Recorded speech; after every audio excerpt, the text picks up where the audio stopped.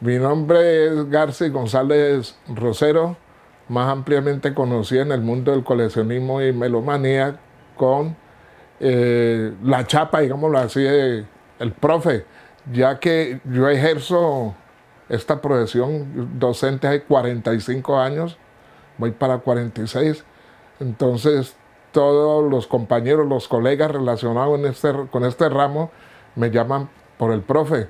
Y mucha gente del común que también le gusta y es apasionada por la buena melodía. ¿Y qué área de la docencia está usted? Pues el área del conocimiento que manejo yo y que lo he venido haciendo en los 3 niveles, primario, bachillerato a nivel universitario, ha sido las ciencias naturales, lo que ha sido química, biología y ciencias avanzadas, ¿no? Perfecto. Don Garci, ¿hace cuánto inició en el mundo de melómanos y por qué? ¿Le nació usted solito, usted empezó o alguien lo influyó? ¿Cómo fue? A ver, es prácticamente desde que tengo uso de razón, porque resulta que yo tuve 2 hermanos, la pareja, y ellos desde muy jóvenes se fueron a trabajar en diferentes líneas marítimas. Y cuando ellos llegaban a New York, a diversas partes de Europa, incluso África, ellos siempre compraron música y les gustó coleccionar la música y la mandaban a mi papá, porque mi papá también tuvo un pequeño negocio y era de los negocios que en este sentido era avanzado, porque mis hermanos pues le mandaban o traían cuando llegaban acá, y con esa música era que el viejo se bandía en su negocio. Primero una tienda, después un pequeño centro social. Y aún por aquí andan discos de 45 y discos de 45 y long play que ellos trajeron y que también heredé de papá. Entonces, ese gusto, esa pasión que viene por la música y el baile, este tipo de música, es por ellos. Porque inclusive yo veía bailando los viejos y ahí empieza la cosa, digámoslo así. Ahí nace en usted ser melómano. Ahí es donde nace mi afición por el coleccionismo y la melomanía. ¿Y se recuerda cuál es su primer LP? ¿El que primero usted consiguió? ¿El que compró o el que le regalaron? Digamos, aparte de los que heredó de su papá. A ver, resulta que aquí hay un señor que existe un señor que llama Lisímaco Paz. Él tiene una discotienda ahí en toda es la 9ª con 11, casi esquina. Y resulta que él pirateó una serie de long plays, que recuerdo el primero que incluso me lo regaló mi novia. El long play titulaba Sin música no hay país, volumen 1. Allí venía un temita que me gustaba mucho de Tito Rodríguez, El secreto de tu amor, recuerdo tanto, era un bolero, ¿ya? Me acuerdo que ese fue mi primer disco que me regalaron, porque yo hacía uso de los que tenía mi papá, ¿no? Porque nosotros incluso cuando él no estaba prendíamos el aparato y armamos nuestra rumba privada con los discos del viejo. ¿Y en qué momento usted ve que ya no son 5, ni 10, ni 15, sino que usted ya tiene que empezar a armar una estantería para su colección? Eso ocurrió fue ya en el 70, que justamente para esa época mi hermano ya trabajaba con una naviera nacional, con la flota mercante gran colombiana. Entonces, él ya no era como antes, que se iba para Europa, se iba para Asia, se circunnavegaba el mundo y llegaba al año, o los 2 años era que aparecía por acá, sino que ya trabajando con la flota mercante gran colombiana, él ya iba muy frecuentemente a Estados Unidos. Él estaba 2 años yendo y viniendo, y esa travesía duraba un mes larguito. Entonces, que nosotros cada mes teníamos un surtido nuevo de música para escuchar. Incluso aquí existe música de esa época que no, yo no he escuchado ni en forma radial. Uno que otro coleccionista por ahí le he escuchado uno que otro también discos o temas de esos que hace hijo de 1000 años ellos trajeron y andan por aquí rodando todavía.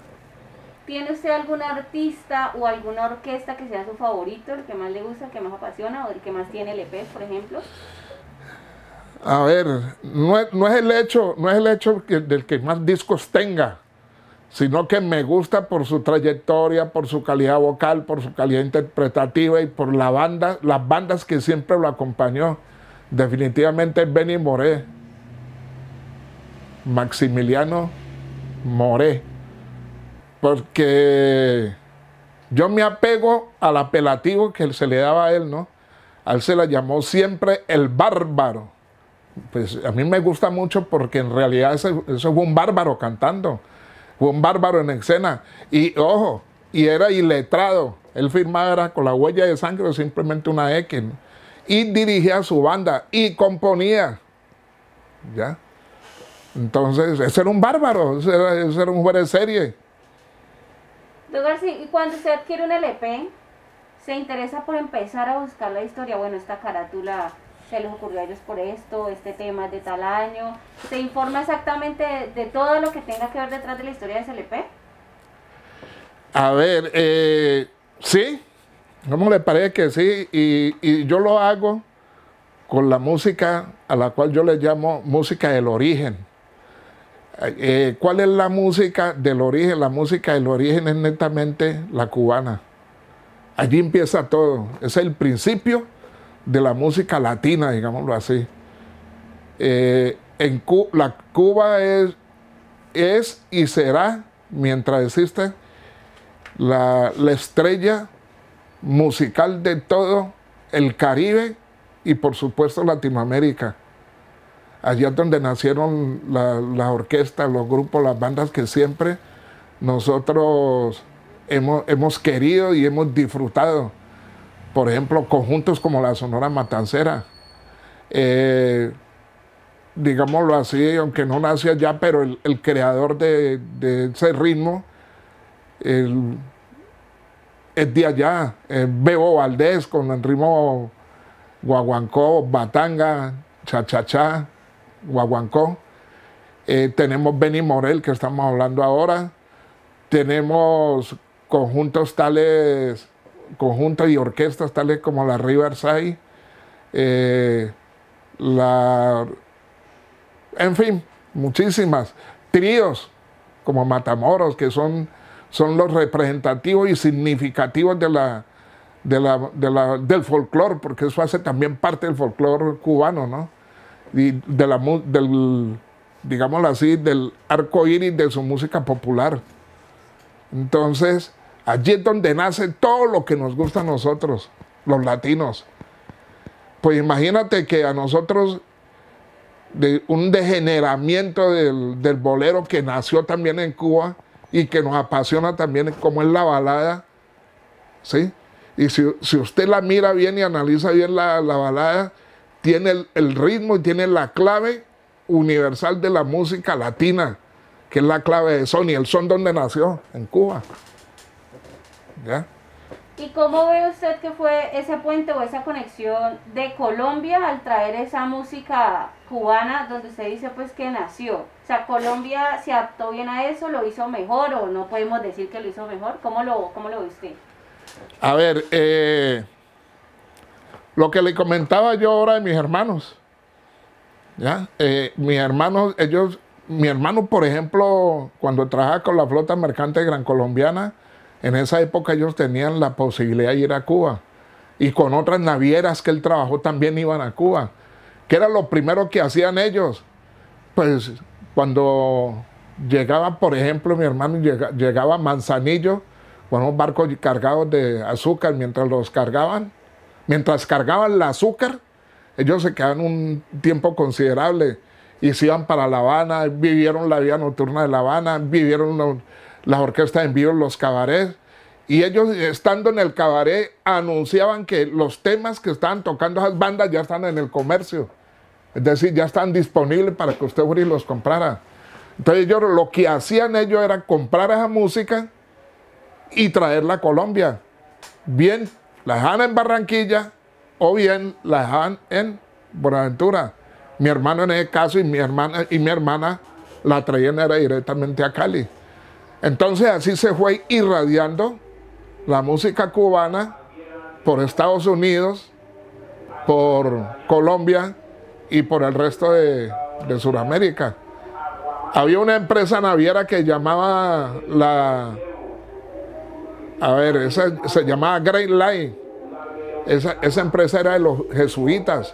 Y resulta que la línea para Latinoamérica estaba conformado por tripulantes que eran del Caribe, exclusivamente del Caribe. Y ellos por donde viajaran, para donde fueran, por donde puerto que atracaban, ellos siempre se bajaban con su música para irla a escuchar en algún sitio. Y esos camarotes, se lo digo porque conocí muchos tripulantes, compañeros de mi hermano. En cada camarote había un equipo de sonido y ellos iban en esas travesías largas, como por ejemplo para Sudamérica, Japón, o Sudamérica, Asia. Eran travesías de 3 meses, entonces ellos llevaban su música para estarla escuchando.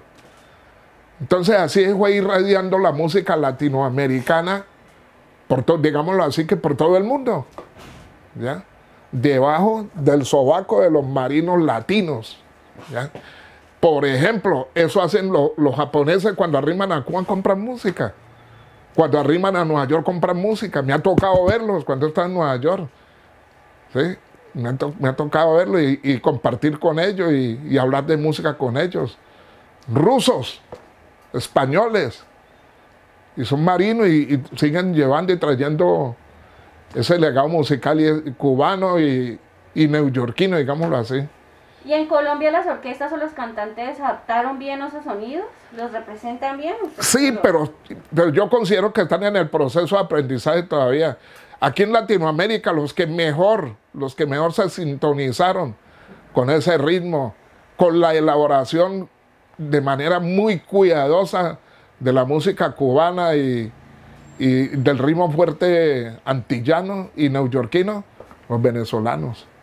Ejemplo, escucho a Oscar de León, una salsa muy bien elaborada, ¿ya? Entiendo. Don García, entonces cuéntenos ahora cómo ha sido esa experiencia, su participación en Melómanos y Coleccionistas o en las audiciones, ¿cómo se ha vivido ese proceso usted?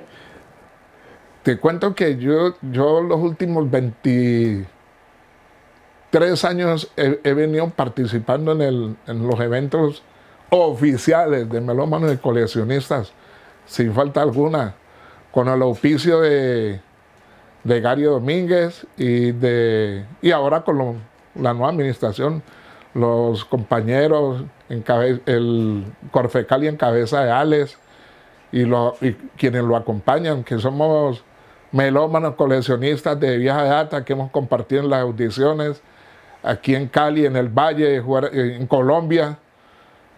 Pues yo sí lo he hecho a nivel internacional en algunos casos, ¿no? Pero a mí esa experiencia para mí ha sido muy gratificante porque comparto las dos pasiones simultáneamente, que como es la de enseñar y también compartir mi música y enseñar y hablar de música y enseñarle también a la gente, ¿no? ¿Cuál es esa anécdota que usted más recuerda viviendo precisamente Melómanos y Coleccionistas? Puede ser una graciosa, una triste, una alegre, la que usted más recuerda que usted diga, vea, esto me marcó por esto. A ver, una de las experiencias compartiendo mi música con otras personas fue ver en Nueva York a Orlando Marín en una audición. Orlando Marín, un excelente músico neuricans, y nos encontramos en una reunión de estas musicales. No sabía que él también le apasiona, le gusta la melomanía. Y a mí me pareció gratificante verlo participar, ¿no? Otro que también está en esa velada, un señor que se llama Benny Vargas, que él es vocalista de una orquesta llamada Dax Passen, que fue muy famosa y muy reconocida tanto en Nueva York como acá, y cuya música, entre otras cosas, es muy escasa, ¿no? Y muy apetecida. También le gustaba la melomanía. Y la otra es reuniones y, digámoslo así, francachelas, que yo he estado con muchos músicos famosos. Por ejemplo, estar en una esquina compartiendo unas cervezas frías con Cheo Feliciano, por ejemplo, con Alberto Santiago, o tomándonos unos rones después del refresco con las cervezas y hablar de cualquier cantidad de anécdotas, más de ellos que para mí, ¿no? Que mías. Entonces, esa ha sido la experiencia más bonitas de ser amigo personal de uno de los mejores cantantes que yo he conocido, de origen boricua. Él se llama Cudi Osvaldo. Fue cantante de Chihuahua, fue cantante de Belisario López, fue cantante de este otro flautista, José Fajardo, Lou Pérez, Ray Barreto, es decir, una Biblia andante y lleno de experiencias y lleno de anécdotas. Y me he sentado con él a escucharle y a tomar café, porque a él le gusta mucho el café colombiano y especialmente el Águila Roja. Yo lo llevo, ¿ya? Entonces, son vivencias muy bonitas. Entonces, ¿hay diferencia entre las audiciones de Cali y las de Estados Unidos, por ejemplo, o eso mundialmente es igual? ¿También es lo mismo? Es lo mismo, se disfruta igual. ¿Y por qué crees y entre otras cosas, yo pienso que ellos gozan más porque ellos cuando se encuentran con los que vamos, ellos se sienten a ratos también nostálgicos, ¿ya? Porque quisieran estar acá en este medio, en Colombia, en Cali, porque hay muchos de Medellín que también les gusta, Rolo, que también les gusta y lo hacen muy bien y tienen muy buenas colecciones, de Buenaventura. Pero lo que yo sí les noto es que se tornan nostálgicos, porque ellos quisieran hacer eso que están haciendo allá, pero acá. ¿Sí? Y la diferencia, por ejemplo, es la cuestión del baile, ¿no? Del disfrute de la misma música. No es lo mismo vérsela bailando a una colombiana, a una caleña, que un latino casado con una americana, por ejemplo. La americana de pronto le guste, pero no la disfruta ni igual, ni la exterioriza a través del baile, igual, totalmente diferente. Entonces, ¿por qué cree que melómanos y coleccionistas es algo que no debe morir, que debe continuar? ¿Cuál es la razón de ser de eso? Básicamente porque eso primero es cultural, ¿sí? Eso es parte ya de la idiosincrasia del caleño, ¿sí? Y también yo diría que están los genes del caleño, porque el hijo mío, el que va a heredar esto, también le gusta y es un apasionado, y no vive aquí en Colombia, y es un apasionado por la salsa. Él manda de vez en cuando también música y me dice que la cuide, sobre todo la cuide. Bueno, ¿y qué le cuento? Sí, y que otra cosa, ¿no? Que el caleño, y no solamente el caleño, porque nosotros estamos equivocados en el sentido que salsa solamente la bailamos aquí. No, aquí en Colombia, en otras partes se baila y hay muy buenos coleccionistas, por ejemplo, Cartagena, Santa Marta, Barranquilla, Bogotá, ¿ya? Tumaco hay unos excelentes coleccionistas y les gusta esto también. Buenaventura, ¿ya? Y las nuevas generaciones, los jóvenes también vienen pisando duro. Y la base discográfica de los muchachos que vienen ahora es la de sus papás, ¿ya? Y le han heredado el gusto también a sus papás, ¿sí? Entonces, y el caleño pues se apropió de eso, ¿no? Se apropió de eso. ¿Y quiénes empezaron eso? Nuestros viejos. Porque, por ejemplo, a mi papá le gustaba mucho la música de vieja guardia. Yo por ahí tengo unos temas, unos trabajos discográficos de un conjunto que se llama, un director de orquesta que se llama, de apellido Russell, ¿ya? Y le llamaban Chepín. Esa es la música de Chepín, es la que le gusta a todos esos veteranos, como era mi papá, y por aquí los hay de Buenaventura. Esa música elaborada por Chepín es la que le gusta a todos los viejos de la costa pacífica. Y viejos de estos de los cuales le hablo, botón de perro, el que no tenga al menos un trabajo de Chepín en su discoteca. Porque no sé, y yo no sé, lástima que nunca le pregunté a mi papá por qué ellos se identifican tanto con Chepín, y siendo cubano, ¿no? Él era oriental. Don García, ¿usted podría describir el mundo de melómanos y coleccionistas en una frase o en una palabra? Como usted lo ve, lo siente, pero ¿podría definirlo? Claro, claro. La música para el melómano es su pasión, ¿ya? La música para el melómano es su pasión. Inclusive, no solamente la salsa, ¿no? Porque esa palabra melomanía, melómano, es muy amplia. No necesariamente tiene que ser el género salsa, ¿ya? Porque, por ejemplo, el que le gusta el rock en español lo coleccione, es coleccionista de rock en español y es melómano al mismo tiempo. Lo mismo ocurre con el que lo hace con los tangos. Lo mismo ocurre con el que le gusta la música flamenca y así sucesivamente.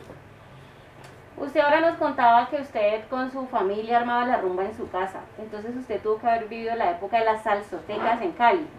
¿Cómo fue eso? ¿Cómo lo vivió? ¿Qué recuerda usted de eso? A ver, aquí, empezando que aquí en Cali hubo salsotecas famosas, ¿no?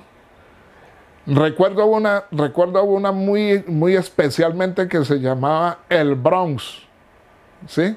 No es ese que existe ahora por ahí por la Quinta, nada que ver con eso. El Bronx era de una familia de Buenaventura de apellido Mosquera. Resulta que los Mosquera eran 3 hermanos y los 3 hermanos trabajaban en la flota mercante gran colombiana y eran muy amigos, muy allegados al hermano mío, eran compañeros de trabajo.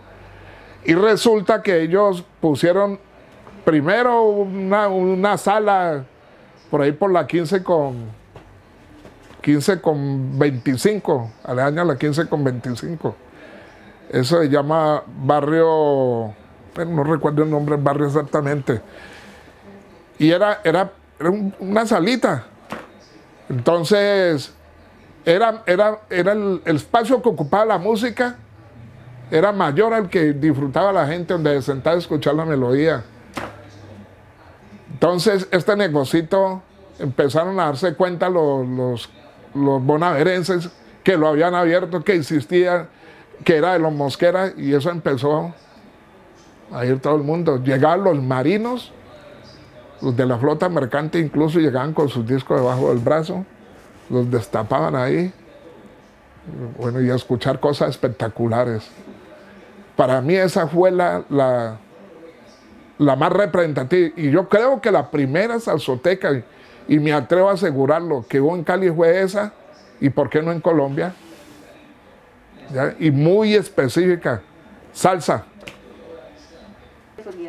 Ah, bueno, otra de las salsotecas que surgió fue la Barola, que como les contaba anteriormente, esa inició en el barrio Alameda, al pie de la galería de la Alameda. Posteriormente fue trasladada al barrio Benjamín Herrera y finalmente llegó prácticamente al barrio donde yo nací y me crié, que es el barrio Uribe Uribe, por ahí por la galería, ¿sí? Y allí estuvo, digan ustedes, 20 años hasta que falleció. A ver, y muchas otras salsotecas se han presentado aquí en Cali, han funcionado aquí en Cali, y muy buenas, por cierto. Pero ¿qué pasa en especial con La Barola y qué pasa en especial con el Bronx? Que los dueños, los propietarios de esos establecimientos, vivieron en Nueva York, donde está la fábrica mundial de música, ¿no? Música salsa y música que hace ritmos, donde están los grupos que hacían la melodía y la música fuerte latinoamericana. Entonces ellos, dos cosas, vieron los grupos, disfrutaron la música en vivo y coleccionaron. Y luego pusieron esa música al servicio del que les gusta. Nos las vendieron prácticamente, digámoslo así. Sí, nos vendían las audiciones que hacían los fines de semana, y eran negocios donde uno también iba a aprender. Porque uno le decía, ve Miguel, mostrame tal disco, qué orquesta es, qué grupo es, quién canta. Entonces iba acrecentando la afición y el gusto por esta vaina de la melomanía. Y uno cada vez está como empapado de qué era lo que estaba pasando musicalmente en Nueva York. Porque esa música, por ejemplo, como le decía a mi hermano, cada mes que atracaban en Buenaventura y venían de Nueva York, o no solamente de Nueva York, porque por San Francisco también, por el Pacífico también conseguían esta música. Cuando llegaban a San Francisco, básicamente San Pacho, como ellos le llamaban, que allá era donde quedaban las oficinas principales y los muelles de la flota mercante gran colombiana. Ellos traían música también. Y ojo, la música del Pacífico, que se hacía por el Pacífico, totalmente diferente a la que se hacía por acá, por Nueva York, ¿no? Por el Caribe. Diferentes. Y no quiere decir que una era mejor que la otra, pero... Y es más, es una experiencia vivida. La música que se hace en el Bronx, en Nueva York, no es la misma música que escuchas, ni que se fabrica, ni se elabora en Brooklyn. Es totalmente diferente. La música que hacía, por ejemplo, Luis Ramírez acá en Queens, es diferente a la música que se hace en el Bronx, que se hace en New Jersey, y la que se hace acá también en Brooklyn, ¿no? O sea que Nueva York tiene distintos sonidos. Por ejemplo, lo que no pasa aquí. Aquí es universal, lo que hacen todos los grupos, llevan el mismo ritmo, los mismos compases, la misma base, ¿ya? Más o menos esa situación que hay en Nueva York, o que se vive, porque hay mucho grupo musical nuevo, se daban en Caracas, ¿no? En Caracas también se diferenciaban, ¿ya? Y algo pasa también en Puerto Rico. Salsa al parque, el fenómeno de salsa al parque. Bueno, espectacular. Claro que yo considero que Salsa al Parque es la continuación de lo que se hizo durante varios años en el Parque de la Música. En el Parque de la Música nos reuníamos nosotros el último sábado de cada mes. Y allí también vale la pena acotar que allí empiezan a nacer y empiezan a consolidarse los grupos de melómanos y coleccionistas en Cali, ¿ya?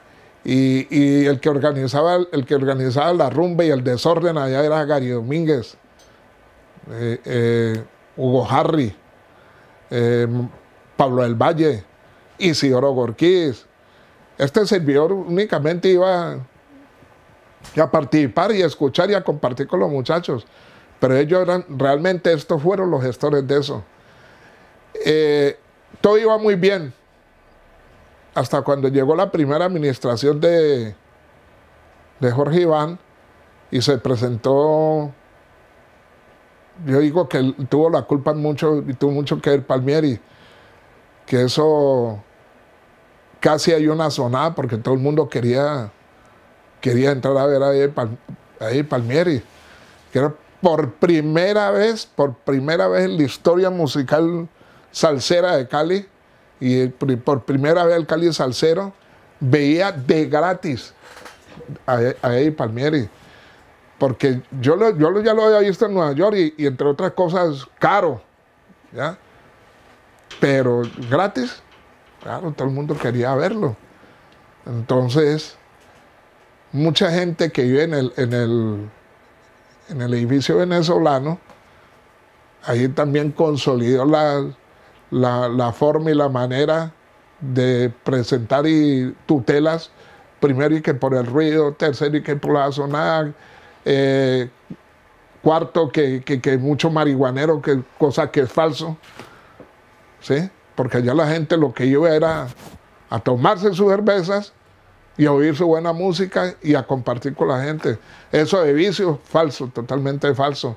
Que el ruido, bueno, es que la salsa a volumen de radio no funciona, ¿ya? Eso sí no funciona. Entonces, de pronto el ruido sí, ¿ya? Pero por lo demás, totalmente falso. Don Garci, ¿y qué opinión le merece a usted la participación de las mujeres en el mundo de melómanos y coleccionistas? Pues bienvenidas, porque han demostrado que tienen la misma capacidad de nosotros. Han demostrado que tienen un conocimiento vasto, amplio, digámoslo así, un conocimiento amplio del tema, manejan el tema, ¿sí? Y hay algunas que se las traen con el estilo y la forma de programar su música. Bienvenidas. Ojalá cada vez aparezcan más y cada vez se entremezclen con nosotros en todas las actividades que hacemos, en las audiciones que hacemos.